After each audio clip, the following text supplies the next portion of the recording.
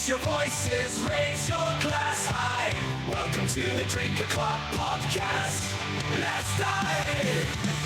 Oh, grab an old fashioned and join the fray. Raise your spirits, let the music play.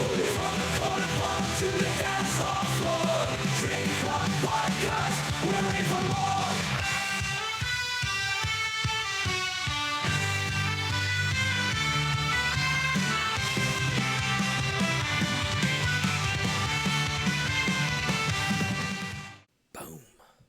We're live. I always say Thirsty Thursday, so it's throwing my fucking shit off because this is going to be... I've been releasing episodes on Fridays now. You know, keep it, I guess, more... Get ready for the weekend or whatever. But this is the Drink O'Clock Podcast. My name's Rob Valincius. I am the host, CEO, owner, whatever the fuck you want to call me. I'm also the editor and everything else for the show. And I have the pleasure of having with me... Now, I probably should have asked you this before I started, and I was going to, and I forgot. Let me see if I can nail your last name, all right? So it's Evan Kuterbach. That was so close. It's Kutterbach. Damn it. Yeah, Man. It was so close, man. It was close. And you're the co-founder of Canyon Pickleball, and as you like to say, a proud corporate dropout. Welcome to the show, man. Yeah, thanks so much for having me, man. I'm super excited to be here. I got my drink here. I got actually this Louisville Slugger koozie I got when I was out in Louisville. So it's, you know, oh, nice. one of my favorite koozies, and I got a good beer, so I'm excited. Nice. It's a beautiful thing, man. I always thought that, like, I started this. I'm like, what gets people talking? Booze. And I've had some interesting conversations, after a couple drinks. I was drinking old fashions for a while. Right now, we're just sticking to some Tito's. Keep it simple. Love it. But let's get into it, man. I got to tell you, growing up. Now, how old are you, Evan? 33. All right, so you're like, I just turned 38, so we're like in that range. Mm-hmm. We kind of grew up in a different era, 100%. where we were fucking outside. Like I was, like that. The thing was to play with fucking super soakers and drench each other with fucking water. That's definitely was way too powerful for an 8-year-old to have. Yep. And then we were playing football and basketball and anything we could riding bikes. And that shit just doesn't happen anymore. And you know what? Look, I'm a nerd. I love video games. I get up actually early on the weekends before doing shit that I haven't done all weekend or all week to just game for a little while. Nice. I get a couple hours of gaming while the family's asleep. But like I've always was one of those kids growing up, and I was a fat kid, dude. I was a fat kid up until 12, and then I decided, I'm like, all right, so no girl's ever gonna date me unless I make lifestyle choices. So I changed a lot of things. I lost like 80 pounds in 3 months. Good for you. And people didn't and it was between 8th grade and 9th grade. People actually didn't know who I was. I lost so much weight when I got into high school. But I attest that to football and basketball. I was big into basketball. And I'm bringing that up because obviously you started a pickleball company, right? And like most of, on your website, great website, by the way. A lot of it is like, living an active lifestyle. Mm-hmm. And pickleball, before we get into it, let's talk a little bit about you. Cause I want to get to know who you were, Sure. Kind of growing up, were you an outdoor sports kid like me eventually?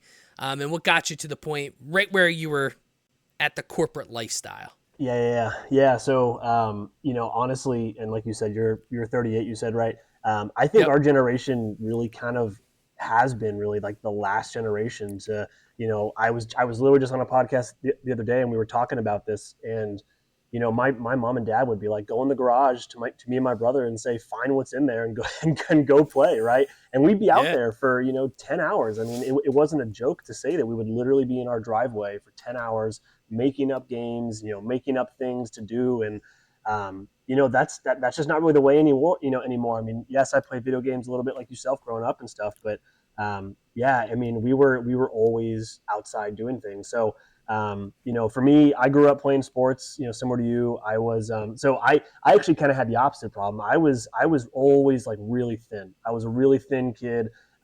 People called me scrawny all the time growing up, and I hadn't really hit my Wish I growth had spurt. that problem Well, growing up, man. and it's so funny too because I growing up I was always kind of on like the smaller side. Now Yeah.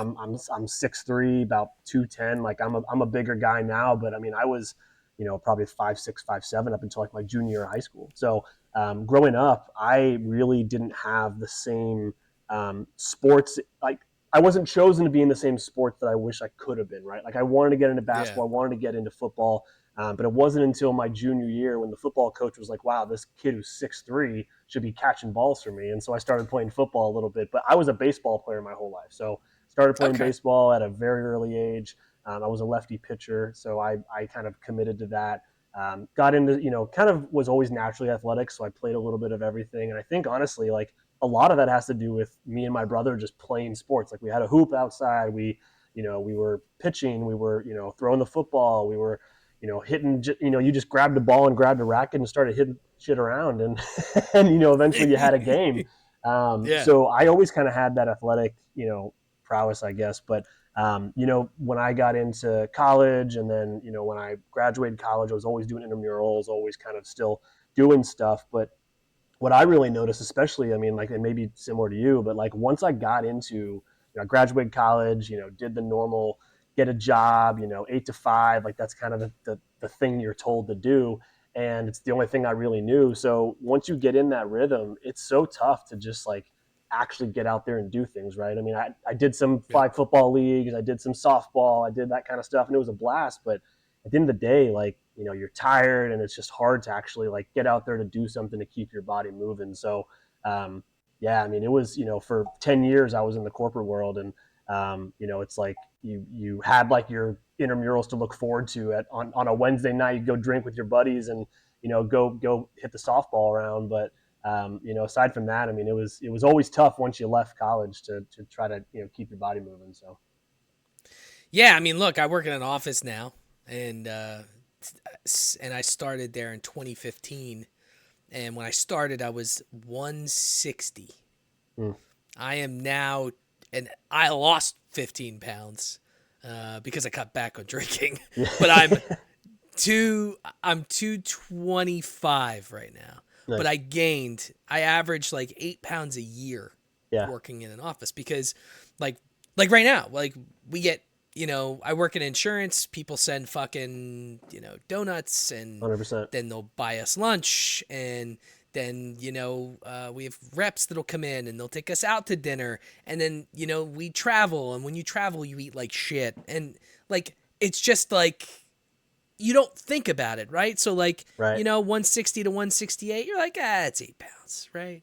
Then you're 176. You're like, it's just 8 pounds. And then Right. before you know it, I'm in order for me to not be obese, I need to lose. We just did the math. 54 more pounds. Okay. Now I've always been a chunky, like, Yeah. well, that's not true. When I lost all the weight, I was like, I lost too much weight, I think. Because I was like, in high school, I think I was like 130 pounds. Like I was like rail thin. But I think like it's, and I don't know, the doctors and organizations that come up with these scales. I'm a short, stocky guy. So I think if I lost 55 pounds, I would look anemic, but for me to technically not be considered obese, I have to Yeah. lose 54 more pounds. Probably not happening. When you hit 38, bro, shit slows down. That's, Yeah. I've already seen it. but I've already seen it 33. yeah, yeah. I mean, dude, it's wild to think. But talk a little bit about your corporate life. Yeah. And then talk about your decision to eventually say, "Fuck it, I'm not doing the 8 to 5 anymore." Yeah. Yeah. So, I mean, I kind of went an interesting route. So I worked in sports right out of college. I had my degree in sports management, thinking I was going to be able to, run my own team one day and all this kind of stuff. It's funny. It's kind of come full circle. I need a pickleball brand, but, I worked for the Phoenix Suns for a year. I worked for the Houston Dynamo. Eventually kind of realized that I wanted to make more money. And so I was always in corporate sales. And so I got into some bigger companies, worked for Canon, worked for Oracle, worked for a few smaller tech startups. But over the course of 10 years, I mean, I was making great money. I mean, it was the most money I ever made in my life. And, I was at the time, like, between 24 and 30, I was making just really good money, consistent money. But I was like so unhappy all the time, all the time. I mean, I had a short temper. I was like, bailing on my friends and, I was drinking pretty heavily because all I was doing was, working a job I didn't want. And then I was going home on the weekends and I was drinking and then, kind of just living that life. And so, really what was like the catalyst for me was about I guess my daughter turns 2 in about a week and a half. And when she was about to be born, we were moving from Colorado to where I live now, which is Orlando. My wife's family is from Florida. And something just kind of switched in me when my daughter was about to be born. And I started thinking about like, what do I want her to see in her dad? Like, what do I want her to be able to have as me in the relationship? And I realized I couldn't keep going down this path. Like I was, again, like even like with my partner, with my wife, like, I was just so short tempered and just like, I just wasn't happy. And I went on paternity leave. Our daughter was born. And when I came back from paternity leave, I told my wife, I was like, I'm going to try to stay at my job. I'm really going to try. Like, I really want this to work.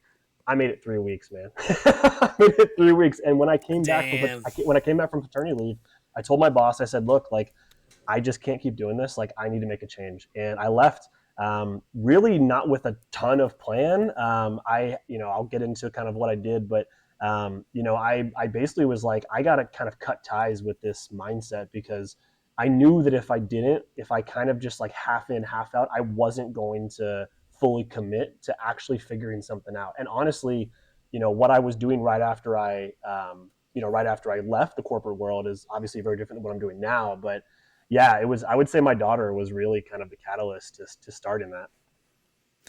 That's not the first time that I've heard, like a kid being born and like it just changes your whole life outlook and mentality and shit. Yeah. Yeah. I've interviewed people that they specifically started their podcast so that if, when their kid grew up, they had something they left behind for them to kind of like watch or see. Right. Like, and that's a cute legacy, right? Like, it's a podcast, a hobby, but there's a lot of it. Like I'm almost at 100 episodes. So if I left this behind for a kid, kid, whatever, they'd have a lot of time to, but after 100 episodes, who I am. It's an archive. It's an archive. Yeah, exactly. Yeah. And it's a time capsule. I mean, it's kind of the same thing I always talk about. Like, the reason I've got tattoos, right? It's stages of my life. It's a time capsule. It's, what I see as important in my life. And yeah, it's funny actually, right before I hopped on this episode with you, I was putting my daughter down for bed and I was like, all right, sweetie, I'm going to see you tomorrow morning. And I was like, you're going to be able to listen to all these podcasts one day and you're going to laugh your head off when you hear all just like these like weird, things I say on podcasts. So I'm sure her friends are going to, look it up and they'll Google me and see it. Well, hey, look, at least it's a podcast and not like an OnlyFans. That's true. It could be the other way. It could be. It could be a little weirder. There's people that are gonna be, in like 20 years, probably kicking themselves for some of the shit they put on the internet. But, so when you made that decision, how scared were you? Oh, I'm terrified. I mean, I'm still scared. Like, I'm still scared shitless, honestly. I mean, like, I wake up every day and, Canyon Pickleball, as much as I would love it to, it's not paying the bills, right? I still have other things I do on the side. And, I'm still scared, right? I would say the hardest part is getting past that mentality because, again, like for, 10 years, almost 11 years working that same mindset. I mean, my first couple months, I literally had like, job postings up where I was like, maybe I'll just apply, maybe I'll just see because it was great money and I knew it could go back. And when you're kind of sitting on like this, I built up a good career in sales. And so I know I could go back. That's really, really hard, right? The stable benefits, stable paycheck. I mean, I haven't had a stable paycheck in almost 2 years. Like that's crazy. And it's such a hard mindset to get out of. So yeah, I'm still scared shitless today. Well, plus you have a family, Yeah, exactly. I think it's a lot different, right? Like if it was just you, like if you're 22 and it's just you could fucking do whatever you want. And I have a lot of young kids that listen to this. So it's like, you're listening to this and be like, fuck you, I could do it. Yep. Yeah, but the moment you look at it outside of just yourself because you have other people you're taking care of or that's part of your family, it changes the whole dynamic. 1,000,000%. And honestly, it's that trap that you get into. I think once you also have a family, is you think that you'll have more time later, right? And I made that decision. Like, I'm so fortunate that my wife, my partner, she's super supportive in all these endeavors. Like, she's, we're on her health benefits. Like, she's very supportive of this, and so I'm super thankful for that. But at the end of the day, like, I told myself, look, like, I was making these excuses. Like, our brain has this great, thing where it can convince us that, oh, you'll have more time when the next kid is born, or, oh, you'll have more time when, you turn 40 or whatever. But it's like, you're never going to have more time. Like, the only perfect time to just start something is just to start it. And while I don't recommend people, quit their job like I did, I do think there's a lot of ways to just get that mindset of like, I got to just take one step, right? Just take one step and try it and like, see if the fucking thing works, right? And just, take the next step and take the next step. So yeah, it's like, but it does change. Like, there's that flip in your head as soon as you have a kid. Yeah, look, I'll be the first person to tell you, I am a pussy with that. I have a million ideas. There's a million things I could do, but I just love having this stability. Totally. But I have my insurance license in 20 states. I'm a notary. I love that. I have a college degree for IT. Like, I have a lot of shit. Yeah. And like, I do nothing. I mean, I sell some insurance, on the side, and like, I do shit like that, but like my office is great. A lot of the people I work with it's like family, like one of the owners is like my second mom. Right. Yeah. But if you ask me if I saw myself, if I'm there another 20 years, if I'm going to be happy, probably not. I make great money. Like, I can't complain, right. Right. But at the end of the day, it's not really what I thought I would be doing. Totally. It pays the bills. I like the people I work with. It's not like I'm in a hostile environment, but totally. I will tell you the most happy I was probably COVID. Being able to work from home. So you're in an office now, right? Like full time, or do you get some work from home? Yeah, it's always in the office unless there's like a snowstorm or something crazy happens. But they're old school. They don't like to work from home because if there was 40 of us working from home, 10 probably fucked off and didn't do a goddamn thing. So it ruined it for the rest of the company, right? Sure. But we do have regional reps now that they work from home, but they're in different states. So, I mean, it's there, but I was the most happy because I didn't have to deal with traffic. I didn't have to drive. I actually probably worked more hours, technically. I'm not bouncing at 5 o'clock on the dot. I'm sure you did, yeah. Because I have a 45-minute drive on top of it. So, like, I leave my house at 7:20. I get home at 5:45. Yeah. So, like, I'm out for a very long time. Yeah.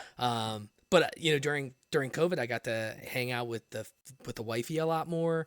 I got to eat breakfast with her, and we got to like just get kind shit of like done around the house. get shit done around the house. I actually lost weight because I was like working out while I'm on calls. Yeah. I got to hang out with my dogs all the time. Like, it was a cool like 3 months. Sure. And then then they did like a hybrid thing for a little while, and then everyone's back in the office. But I could see how it would be very apprehensive for some people to just do that and look, our parents did that. They 100%. worked jobs they didn't like, and they dealt with it, and that's what they did, and that's what their parents taught them. Our generation's weird because it's like we're in that middle place where it's like, we were taught to go to college and have a stable job, but we're also growing up in a time where someone can use a webcam and make $200,000 a year. Yeah. If they have a following. You can make $200,000 a month. Yeah. I mean, especially if you're showing, more than just your face. All right, let's talk about Canyon Pickleball. Yeah. So let's start with the how and the why, man. Sure. How did you start it, and why did you start it? Sure. I know you mentioned your co-founder. How'd you guys link up? Yeah. So I got into pickleball. It's kind of a funny story. So I've been playing for about 2.5 years. When I was living in Colorado, so 2.5 years ago, Literally like the month before I moved, a buddy of mine was like, "Hey, you should come out and try pickleball. You should see what it's about." And I was like, "It sounds pretty stupid." I was like, "I'm Yeah. not gonna lie, it's got a stupid name." I saw the ball, like here's the ball, right? You know, if anyone's watching the thing, and I was like, Before you go into this, "Yeah, I know what pickleball is, but can you explain to the sure, listeners, because it's a lot of people have deemed it more of an older person sport, but I got to tell totally." you, it's not. Yeah, I so mean, it so can be, but yeah, it's not. so well, and the average age now of a pickleball player in the U.S., I want to say, is between 30 and 40. So that, and it used to be like 55. So we're climbing down. We're like, we're stepping down more and more. So pickleball, I like to say, is a combination of a lot of sports. It's a combination of kind of tennis, combination of table tennis, a little combination of like badminton and racquetball. Pretty much just think all the racket sports, paddle sports, and kind of put them into one. It's actually how Yeah, pickleball got started. Was it was just made up from a backyard, and really you can think of it like it looks like a tennis court. It's much smaller. You can fit one pickleball, or excuse me, you can fit four pickleball courts on one tennis court, so you can really pack them in there. And there's some yeah, similar rules to tennis, like it's single bounce, that kind of stuff. You can volley it out of the air. So when you watch pickleball, it's going to be a lot of similarities to like a table tennis and like a tennis. So this is, again, for people watching, this is what a pickleball paddle looks like. So it's smaller, obviously. You can see it in my hand. This is what a pickleball looks like. It looks a little bit like a wiffle ball. So hope that yeah, hope that helps for the listeners. So absolutely. yeah, so I got into pickleball right before I left. When I moved to Florida, I mean, I'll be honest with you, like I was in a pretty dark place. I didn't really know anyone. My wife had a lot of friends out here. Her family was here.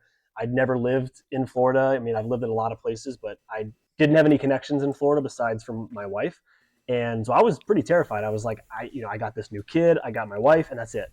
And so I was trapped. I mean, it felt like COVID again, where I was trapped in the house, didn't really know what to do, didn't know how to like meet people. And I literally just thought, like, you know what? I just learned how to play pickleball, kind of. My buddy gave me a free paddle, and then I was like, what if? And Florida's huge for pickleball, so I was like, Yeah, what if I just go to a court and just check it out? So I showed up and was just like, hey, I'm new. I just moved here. Don't really know how to play, but would love to kind of learn. And I started doing that like once a week, and then once a week turned to twice a week, turned to 3 times a week, and started meeting more people. And it just I became hooked. I mean, it's kind of the classic, like if you Google pickleball addiction, this is literally a thing that people are addicted to because it's very easy to pick up, it's very easy to learn. The equipment is relatively inexpensive, and everyone is so welcoming. I mean, I like to say pickleball, and this is why honestly I started pickleball, is I wanted people to feel the same feeling I felt. So like when I stepped on the court, when I found this community of people, everyone was so welcoming, and it was like there was a 10-year-old there was an 85-year-old woman, there's an army veteran with a prosthetic leg, there's a 45-year-old soccer mom, and then there's people like me and my age, and we're all talking, and we're talking about pickleball, and we're all on the same court having a blast. Like, where do you fucking find that? Like, what sport can you yeah, find that? And so all of that to say, when I left the corporate world and I started thinking about things, I kind of in the back of my mind was like, pickleball could be something, but maybe it's too saturated. Maybe it's going to be too hard. Like I've never run an e-commerce store before. Like I don't know the first fucking thing about running e-commerce. So I was like, what am I going to do there? And but then like it kind of kept festering, and I met my co-founder actually through this like marketing mastermind that I was a part of, and he had messaged me and he was like, hey man, you've been pretty active in the group, like have you ever thought about starting your own business? And I was like, yes, I have a notes app full of all these fucking ideas, and I would love to start a business. Let's just start shooting the shit. So the beginning of this year, 2024, we just started like hopping on calls and just chatting. We were like, hey, what about this, what about this, what about this? And we were just kind of shooting ideas. And eventually I was like, do you know much about pickleball? And he said no. So I started selling him on it, telling him about it, and he was like, that sounds fucking great. And I was like, right? And so we just started formulating this idea that maybe it could be pickleball, and then more and more conversations. About March or April, we finally settled on pickleball. And then, yeah, from there, Canyon kind of fostered. We both love the outdoors. Our brand is all about giving back. So we donate a portion of sales to the National Park Foundation. We use fully sustainable packaging. All of our designs are based off of national parks. So they're super, super cool. oh, that's awesome. That's Yeah, cool. yeah, yeah. So this one's off of Sequoia National Park. Um, So yeah, so each paddle is inspired by the outdoors, and so our whole mission is just getting people outside, get people moving, get people in their community. So yeah, we officially launched on the 4th of July, and it's been a fucking blast since then. That's a cool day. What was there a specific reason 4th of July? Or? No, and honestly, like we were both pissed because we had a manufacturer error, and we wanted to launch in May to be ready for the summer. But then we had to pause paddle shipments because there was an issue with some of the paddles, and so we were like freaking the fuck out. It's our first like launch, so we delayed it, and then we did the 4th of July, and yeah, so. So I'll tell you my pickleball experience. I've never played pickleball before. I've heard about it. I work in the senior market with insurance, and that's a lot of seniors play pickleball. It's like it's a sport they can all get out of the house. They don't have to move as much as tennis, and it's it's a unique experience, and they can get some exercise. And two of the guys I work with, I was on a work trip. We were going to Dallas, and they're like, "Look, the moment we land, we're gonna have dinner, and then the people we're there to see and kind of hang out with, they're gonna take us to play pickleball." I'm like, "All right." I mean, I brought stuff to I brought running shoes and shorts, whatever. And I'm definitely out of shape at this point. And we get to this place, and it's called Chicken and Pickle. So if you're ever in Dallas, check out Chicken and Pickle. It is a fucking cool place, dude. It's like Topgolf for pickleball for people 100%. listening. Like, and it's just like you can drink, you can eat. It's a blast. I have not been to one. There's not one in Orlando yet, but there's supposed to be. But I've heard it's a blast. It is a really cool experience. Like, they have pickleball courts inside. They have pickleball courts outside. They have like other small little games and stuff. Like, what's the game that you push with a racket? Shuffleboard. Shuffleboard. Yeah. Really, and their food is ridiculous. I didn't get a chance to eat there because we ate dinner, but like you're walking by with like a Nashville hot chicken sandwich that's like this fucking big, and I'm like, holy shit. One, I could not at my age eat that and then do exercise. That's a eat and then take a nap type ordeal. Yep. But so I played with and of course the two guys I was with, the first time they played was like 2 or 3 months prior to that, and they played at Chicken and Pickle with that same guy because he got them into it. So now they're like 2 or 3 months in, and they're hooked. Yeah. They got their own. They bought like carbon fiber fucking paddles, and they know what they're doing. I've never done it before. I probably haven't played tennis since high school. You know, so I get on, and I'm still mobile. I'm still okay. So like I'm running around. The only thing I could not do, I couldn't serve. I couldn't serve to save my life. Now the guys comforted me, and I don't know if they were being nice. They're like, "Look, you're playing way better than we did when we first started." They're like, "The serve is the hardest thing. You just have to. It comes with practice." Yeah. And I couldn't fucking do it, dude. I felt like an idiot.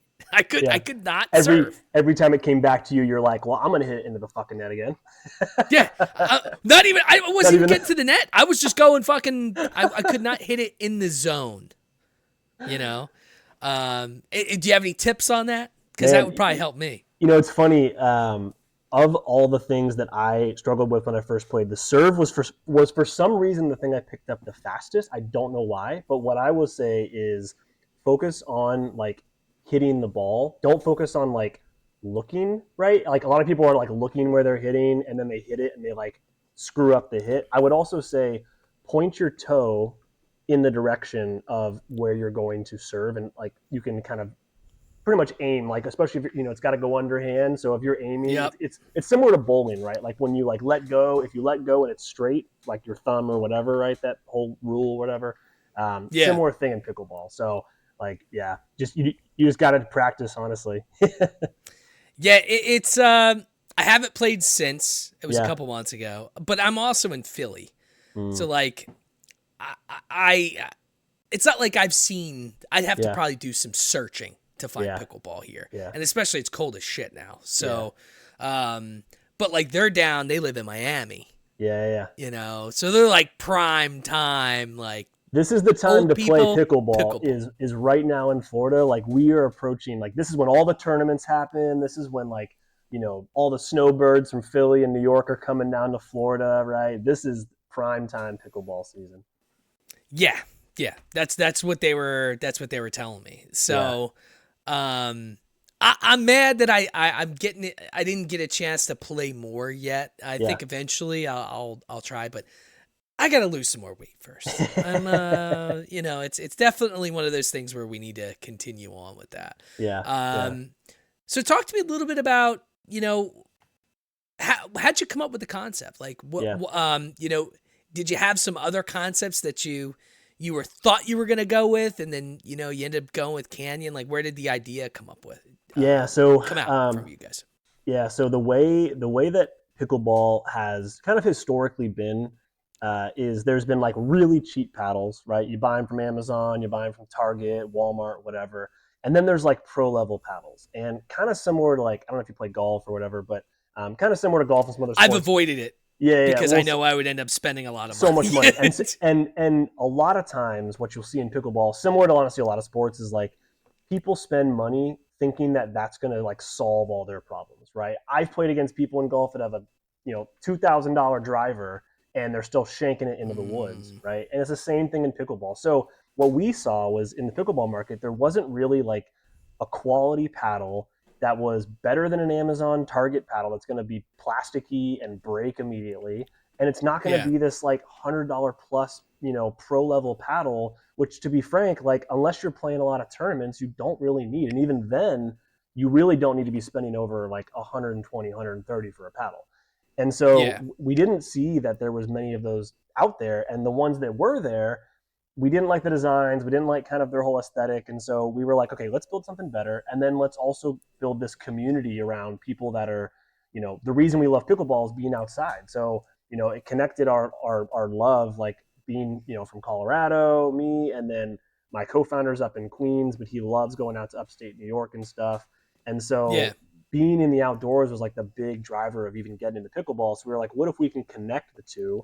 And then we were like, well, no pickleball brand is really doing like a mission-driven approach, which we also were like, this is really important to us. So it kind of started to happen naturally. And honestly, the name Canyon was, and I like pulled this up because I was on a podcast recently and we were talking about this. They were like, how'd you get the name? And I scrolled back through my texts, and I think I was just like looking at a picture when I went to Bryce Canyon National Park in Utah. This is like years ago. And I just texted him and I was just like, what about Canyon? Because I was like, 2 syllables. It's super easy to say, very easy to remember. It's unique enough. You pretty much have an idea. Like when you hear the word Canyon, like, that it's like outdoors. It's like, kind of lifestyle outdoors feel. If we were to talk about it, and it just kind of stuck from there. So it all happened pretty organically. But again, I think it was like, it's a testament to just me and my co-founder's relationship of just being like literally spitballing every fucking thing that comes out of our mouth, right? Anything. It's like, what about this? No, that's fucking terrible. Don't do that. What about this? That's stupid. That's great. Yeah. And it's like, just like finding someone you can do that with, because I mean, that was really like the catalyst to be able to actually put the wheels in motion and not just be like, let's have an idea. Let's actually like order some samples. Let's find a manufacturer, like all that kind of stuff. So what's all involved with, and so explain all the products that you guys offer. Yeah. So we have, right now we have 4 designs. We got 4 pickleball paddles. We have pickleballs that we sell. And then we also have like t-shirts, stickers, that kind of stuff. The t-shirts and the stickers are kind of like an added thing. We originally did them just for family and stuff like that, but we have them on our website. We still have them for sale and all of that. But mainly we focus on pickleball paddles and the balls right now. So how does that, talk about the e-commerce side of it? Yeah. I know you had no fucking idea about e-commerce, right? So No. talk about the jump into this e-commerce business that, for one, you've never done before. Yeah. I'm sure you watched YouTube videos and did trainings and stuff, but you've never done it yourself. Yeah. And what is some of the stuff that might go into like a business like this that people might not think of, like logistics? Yeah. I mean, honestly, I always joke that the only thing I knew about e-commerce was like the fact that I've purchased fucking products. Like that was like the only thing I knew, right? My background, my co-founder and I were fortunate that like our background is in marketing, so we know how to market products. We're copywriters, so we write messaging. So that's definitely a leg up. But from like an e-commerce brand, what a lot of people I think don't realize what goes into it is, you know, all of these little pieces that add up to your bottom line, right? Like you want to get your margins at a really good number, and you start realizing that, you know what, like there's a lot of fucking products out there, not just pickleball paddles, but there's a lot of products out there. There's a lot of different things. And so you're really competing for a lot of attention, right? So when you're thinking about like, how can you differentiate, right? How can you create a product that's going to be different? You really need to like focus on that. And since we're marketers, we kind of like really dove deep into like understanding our audience, like really understanding like what they're looking for, kind of struggles that they're dealing with, and then really tailoring our messaging there. Now, once we started at least having the brand set up, having like the idea, getting the designs, basically the way I say is like when you're starting really any business, but especially an e-commerce business, you need to do three things. You need to write down what you're good at. You need to write down what you want to learn, and then see if you can outsource the rest. Because if you are good at things, great. You can check that off, right? We were good at marketing. We know how to write emails. We know how to write the words that go on a website. I wanted to learn more about social media. So I was like, I'm going to take that on. I'm going to research the shit out of it. I'm going to watch as many YouTube videos and podcasts about social media, getting the word out there. And he wanted to learn advertising. So he wanted to learn Facebook ads. He wanted to learn TikTok ads. And then everything else, right? Like we're not graphic designers. We're not web developers.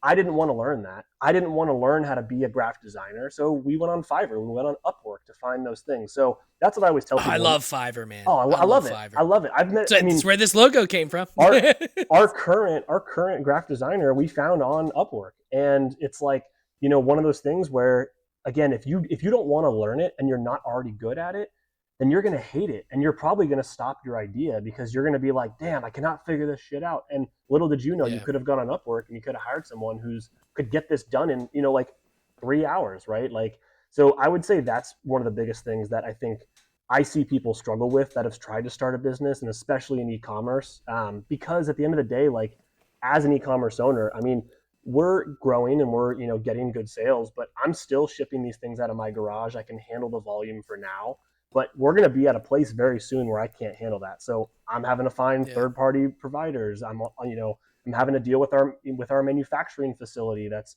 abroad. So all these little pieces that you're having to focus on that I can't worry about, like, how to design something on the fucking website. Like I just can't. Like Yeah. I'm posting on Instagram, doing all the things. So knowing what you're good at, knowing what you want to learn, and then seeing if you can outsource the rest is the best advice I give.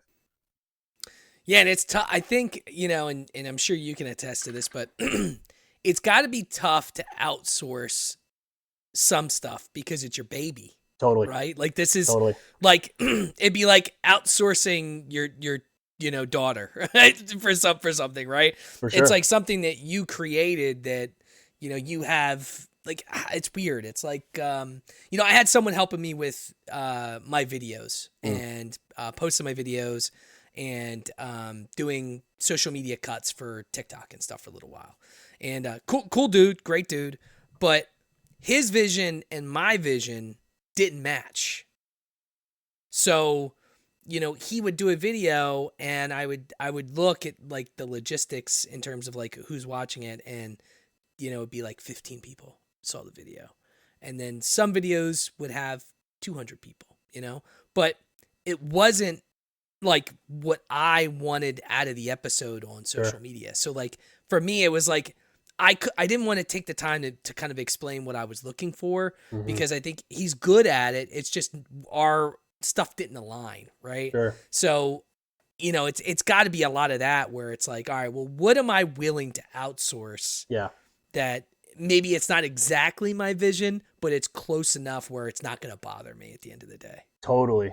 And that's, I would say we kind of got in that trap early on too, right? We had we had a freelancer we were working with, and I'm not going to say exactly the project just in case they end up having to listen, but there was a project we were working on, and their communication style was just terrible. Like they were delayed on everything. They, didn't communicate when they were going to be kind of short on a project or not be able to get everything done in time. And it was so frustrating. Honestly, it was something that we probably put up with for too long. Like we should have said, you know what, like we already paid you the first half. We're going to go ahead and cut ties now because we can't be delayed anymore. We can't wait any longer, and it's just not fitting. But we just went along on that ride, and it kind of screwed us over, right? Like we ended up having to wait longer to finish this project because we were waiting for that person. Whereas, in the grand scheme of things, I think we paid them like $100 for the task we were doing, and all the time and stress we dealt with, we probably could have just found another person or done it ourselves at that point. So, and it would save you time and heartache. Exactly. So that's definitely the hard part too. Like you said, is like trying to figure out like where you can outsource, where it makes sense, and ultimately you are the business owner, so you do have to like make the decision and say, you know what, like this is not working. So it's hard. Yeah, it's not easy. It's definitely not easy. So, I looked into doing something for e-commerce. I have so many fucking ideas too, dude. Because I feel like for me, tell me one of your ideas. I'm curious. Well, after going to Chicken and Pickle, I went on GoDaddy. I was looking at domains because I'm like, dude, we have to have like an inside pickleball court up here. Yeah. Like 100% have to. We should do it just like them. Right now? I don't think we do, dude. And if we do, no one knows about it. Yeah. I've never seen anything for it. I mean, we have so many giant buildings here that just have nothing in them. like there's so much wasted space in and around Philadelphia. And I'm like, dude, I was thinking of like PA Pickle, like I had the ideas were flowing, bro. And I'm like, oh man, I was like, if only I had fucking $500,000, to fucking start it. But the thing is like, and because my wife and I have talked about whenever we move back to Colorado, starting up a facility.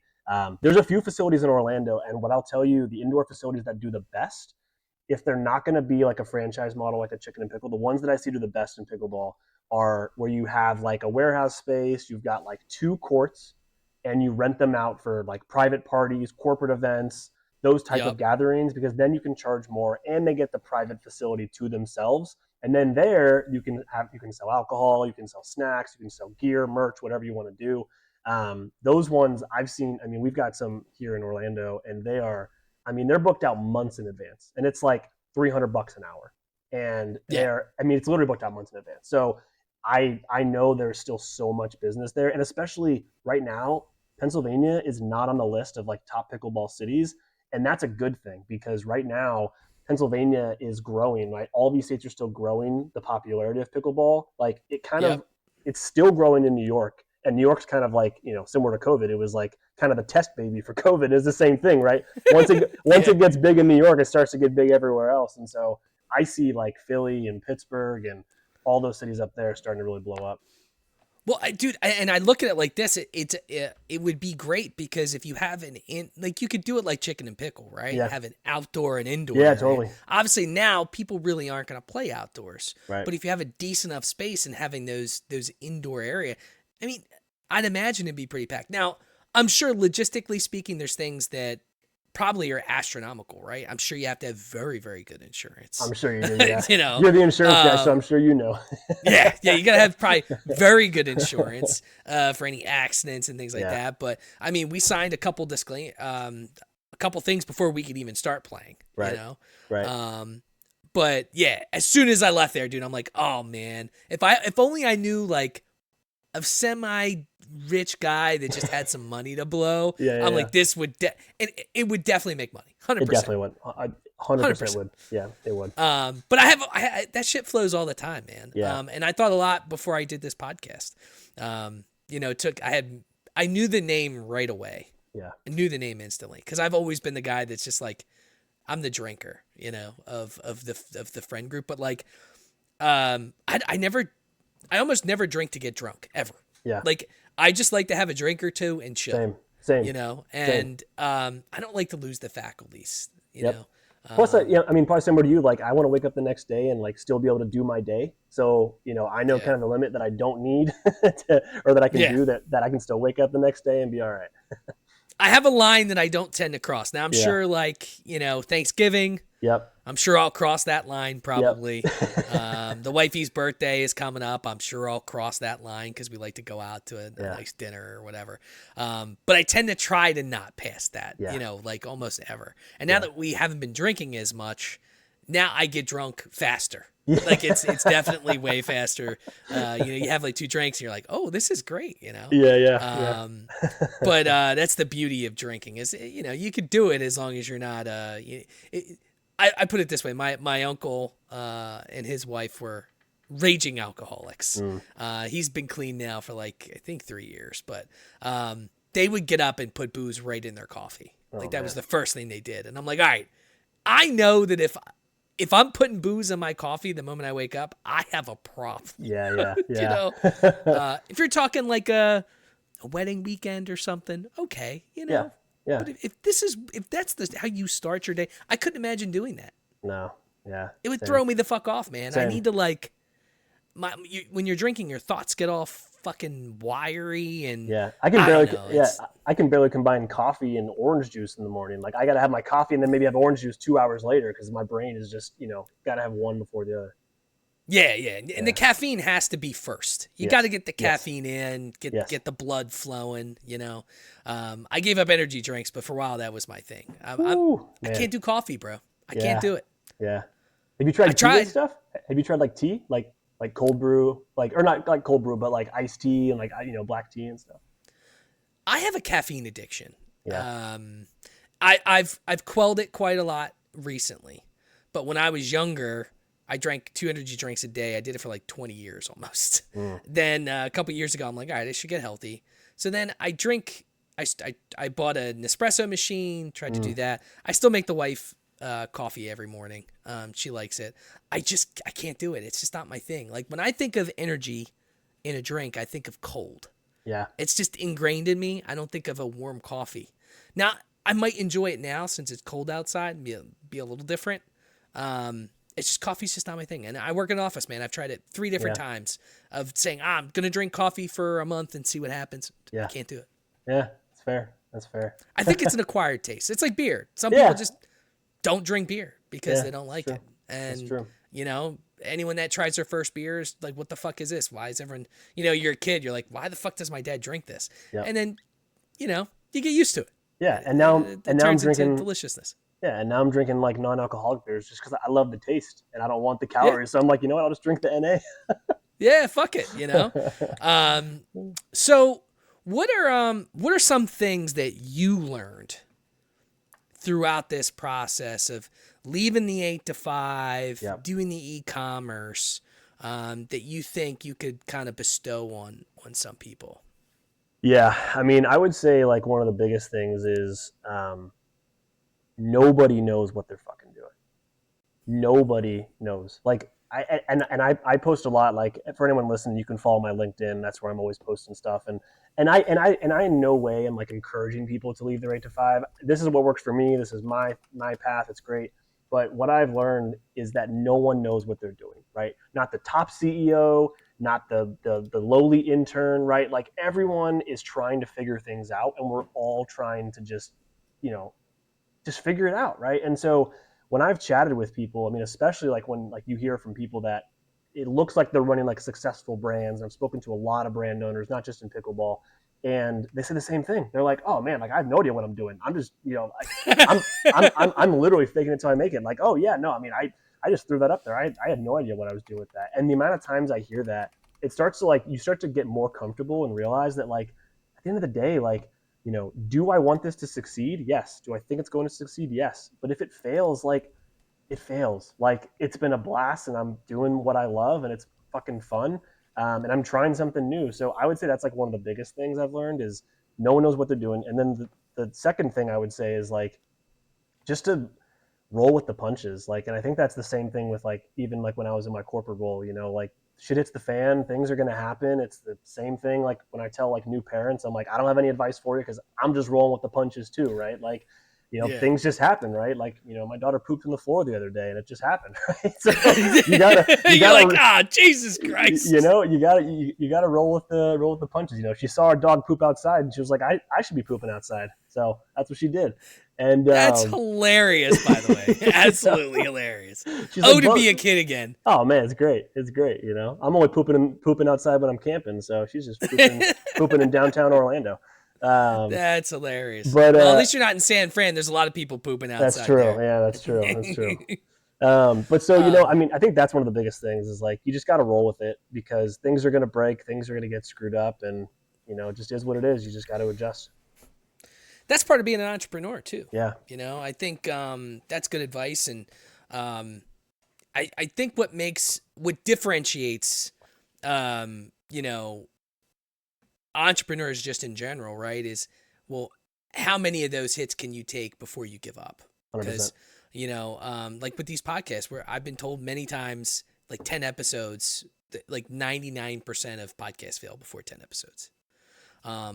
So it's one of those things where, in the beginning, people weren't listening, and I'm talking to, not many people, but after you continuously grow and then you meet people and you network, things just start to kind of blossom. But you have to, what did someone tell me?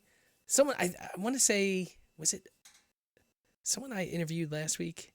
Where he said, it's like, if you were to go out and plant something out in your yard and water it one day and then you come out the next day and expect it to be bloomed already. That's not how it works. Yep. That's not how life is, and I think, especially with our generation, we took a lot of hits, dude. I mean, we were around for some crazy shit. Yep. So I think we're pretty accustomed to be able to pivot where we need to.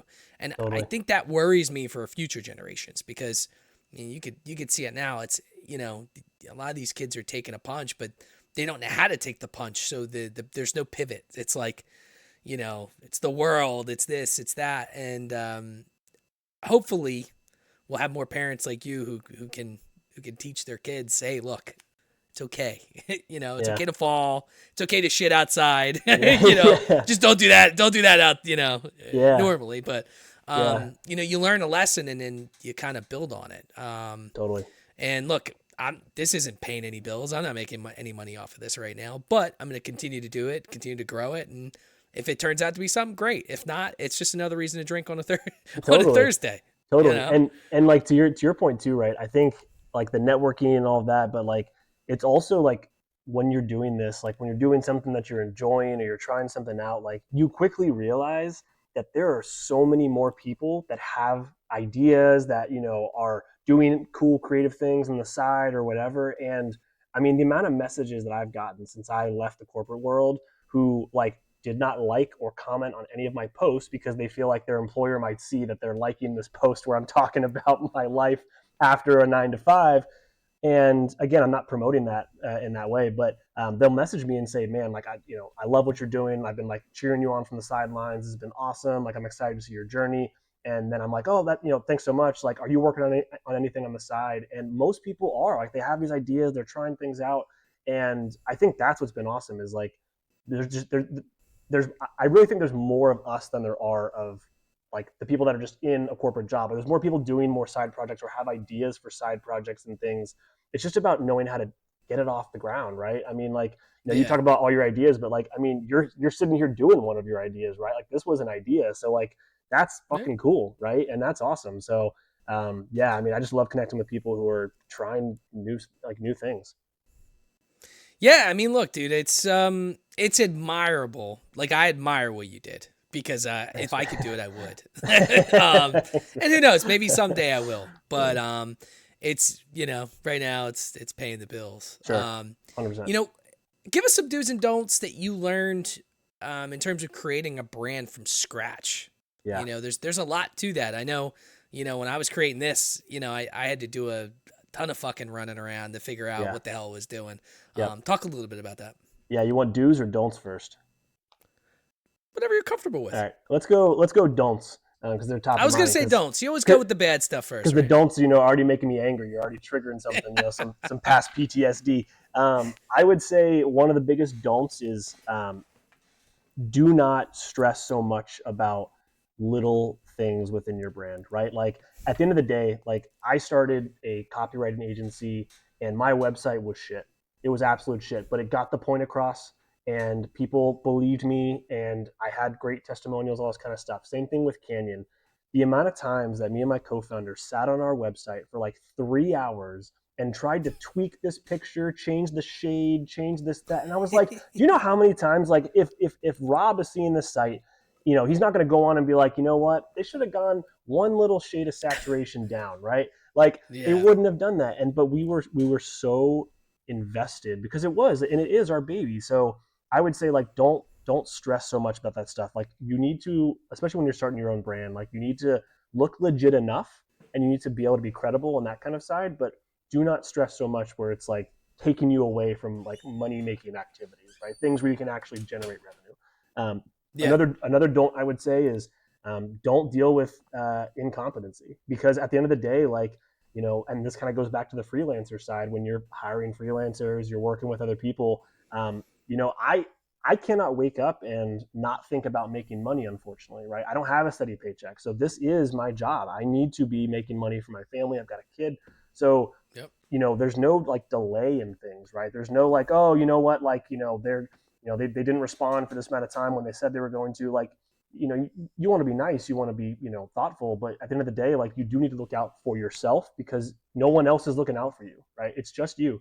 And I've been fortunate to have a great co-founder, and him and I just are able to like really balance each other out well. But if you don't have that, if you're in it by yourself, like no one else is looking out for you. No one else is going to be like, you know what, like Evan, you've really got to like, step it up here. You've got to get that timeline, you've got to get that project finished. Like it's got to be on you. So I would say those are like the two biggest don'ts that we dealt with. You are your own worst enemy. 100%, 100%. And if you're starting, and I said this before too, I'll throw in a don't for me. If you're starting a fucking podcast, don't constantly look at your downloads. Don't fucking do it. Because if you put out an episode and no one downloads it, you're going to get discouraged. You're going to say fuck it, and you're not going to do it. There's going to be times where that happens. So if you're starting a podcast and it's brand new, just give it time. Don't constantly I almost never look at my numbers anymore. I just don't. I don't give a fuck. In fact, I was talking to wifey. I looked at my numbers. I was like, hey, I had 80 downloads randomly on like this Thursday. I didn't even post an episode. It was just 80 downloads.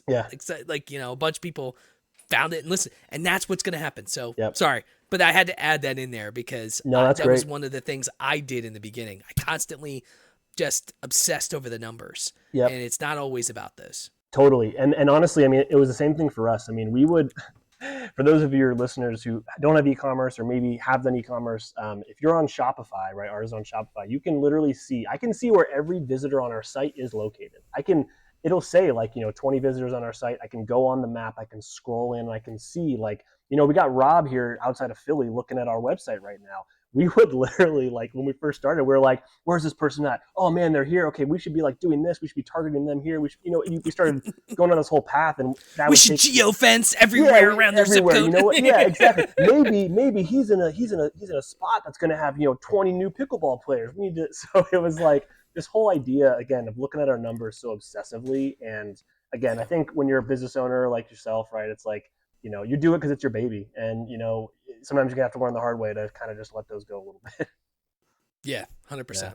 And then for the do's, I would say, do, if you can, find someone that is either part of your business or is like an advisor, right? Someone who you can just like give you candid feedback. If you have something that is, a dumb idea, right? Like I go to my wife all the time and I'm like, hey, what do you think about this? And she will be very honest and say, I hate that. That was terrible. Like, do not do that. And I'm like, you're right. That was really bad. And so find someone, whether it's a friend, whether it's, turns into a business partner, whether it's just an advisor, like, I don't know, pay him $50 a month and say, hey, can I just like get your opinion on this when I reach out? Like something to give you like an unbiased perspective. That's not just going to like sugarcoat things. I would say that's like a massive do, because you are on your own island, right? You're waking up every day, you're doing the thing. And unless you have other friends that are, e-commerce owners or business owners or whatever, or podcasters, right? You feel very alone probably a lot of times. You feel like you're the only one in the world doing this, but you're not. A lot of people have done this, and there's a lot of ways for you to be able to get that feedback. So that's definitely a major do. A second thing I would say is really just like enjoy the process. Like enjoy the process of creating something, right? You're creating something that didn't exist before.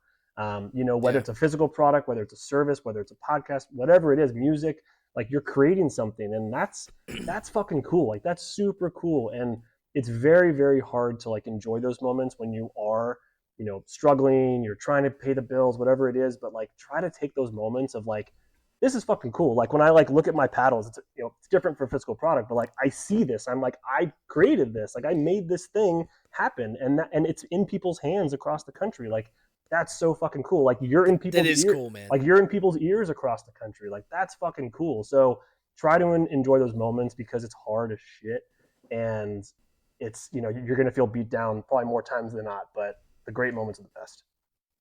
Do you have your own like custom paddle?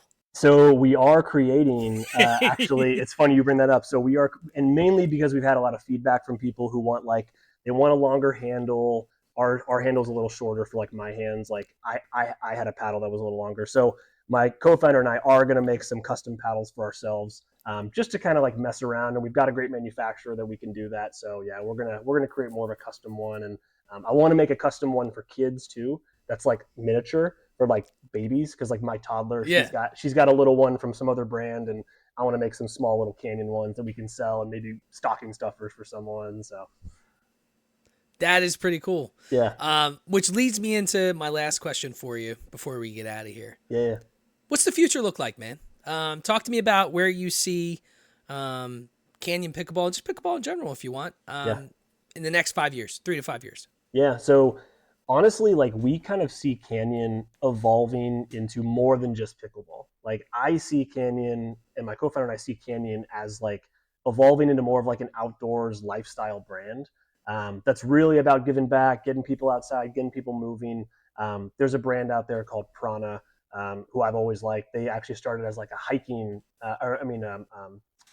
rock climbing brand, and they kind of pivoted, and now rock climbing is kind of like a piece of their brand. And so I see pickleball being like a piece of Canyon, and then maybe we go into I don't know, other sports or other outdoors activities, and Canyon's kind of the umbrella. So I see Canyon evolving into more than just pickleball.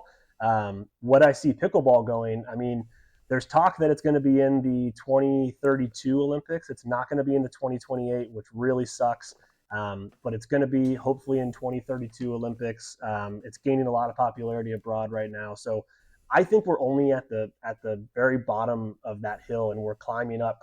So I'm just excited to see what the future is going to hold. We've got, universities now have club pickleball teams. We've got high schools that are creating their teams now. So I honestly think the sky's the limit for pickleball. It just is going to determine, probably honestly the next year or two is really going to determine pickleball's future. So yeah, we'll have to see. It's awesome, man. Yeah, I once again, I didn't know what it was 2 or 3 years ago, and now like I hear about it all the time, right? Yeah. And I think you guys are in a good spot because you're established now and you're growing, and then you could kind of like ride the coattails of that totally trajectory. And then I think once you do start to climb, right, that'll give you opportunity to do the branch out that you want to do, right? So I think you're in a good spot, man. You guys got like I said, I like your website. Thanks, I didn't look at any of the shading specifically. You got clean artwork. Thanks, man. I think I do think, if you find even more of a niche, you could probably even take it another step above. The custom stuff's cool. Yeah. But I think that's when you start to get into like that price increase. And I guess that goes against your kind of your target market, right? Because you said you were trying to be in the middle where you're not like the crazy fiber shit that, my buddies bought, and you're not the Walmart $20 Amazon paddles. You're like in that middle ground, right? Yeah. And I mean, honestly, like we do want to have more of a pro style paddle, mainly because we've had customers ask about it. We've had people say like, hey, are you going to come out with like a more pro level paddle? So right now our paddles are $54 a piece. We do 2 for $85. But we're looking at doing a pro level paddle. Yeah, it's a great deal. And then we're looking at doing a pro level paddle that'll be like one for like $80, which is going to be like a really, really great paddle. It's going to have all the bells and whistles, everything that you're going to want in a pro level paddle, but for $80, like, can't beat that. And again, unless you're like this pro level player who's making thousands of dollars a month, you really don't need to be spending 250. There's $350 paddles right now. It's absurd.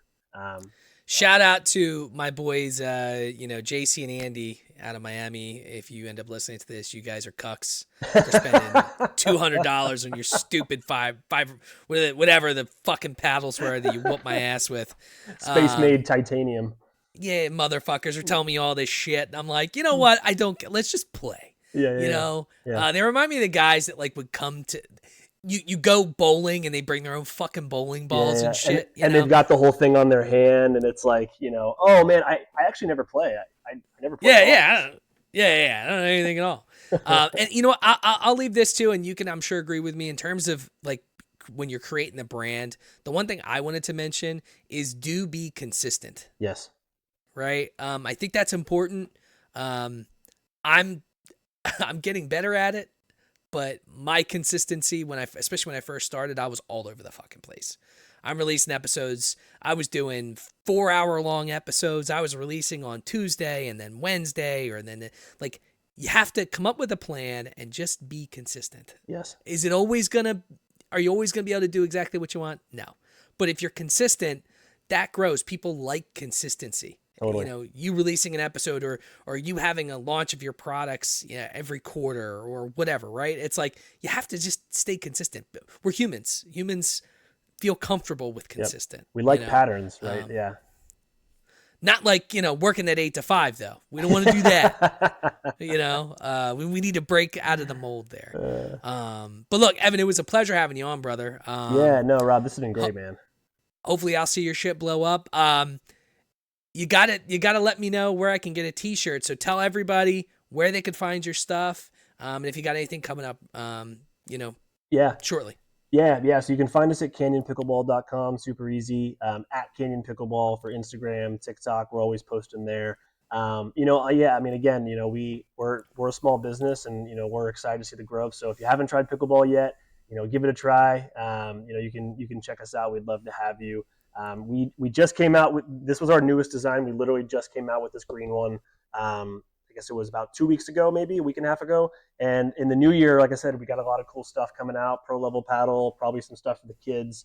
And then we're also going to be getting into some more outdoorsy stuff. So just, follow along our journey. We're excited for the new year and what's to come. So cool. Awesome, man. I just followed you on LinkedIn too. I saw your stuff. So I'll give you some shout outs and, I'll let you know when we post this.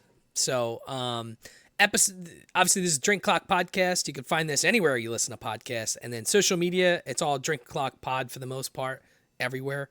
We'll have this all up, and hopefully I should have this out tomorrow. Awesome, brother. Well, look, you have a great night. Hopefully your kid didn't poop on the floor while you were doing this. I'm gonna be laughing about that for a week, dude. That's hilarious. Oh man, it was so funny. She's like, Bubba poops outside. It's a poop outside. I'm like, oh no, we don't. We do.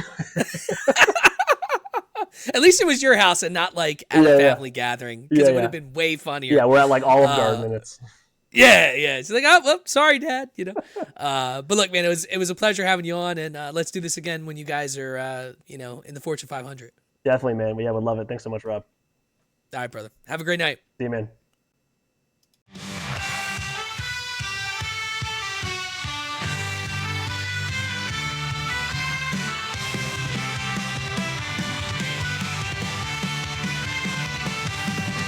On a stormy night where legends unfold, there's a podcast that's breaking the mold.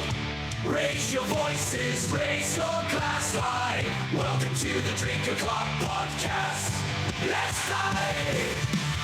Oh, grab an old fashioned and join the fray. Raise your spirits, let the music play. From the corner park to the dance hall floor. Drink O'Clock Podcast, we're ready for more. We're ready for more. With a mix of folklore and rebel cheer, we'll guide you through tales of whiskey and beer. From Irish shores to lands afar, grab your friends, it's time to raise the bar.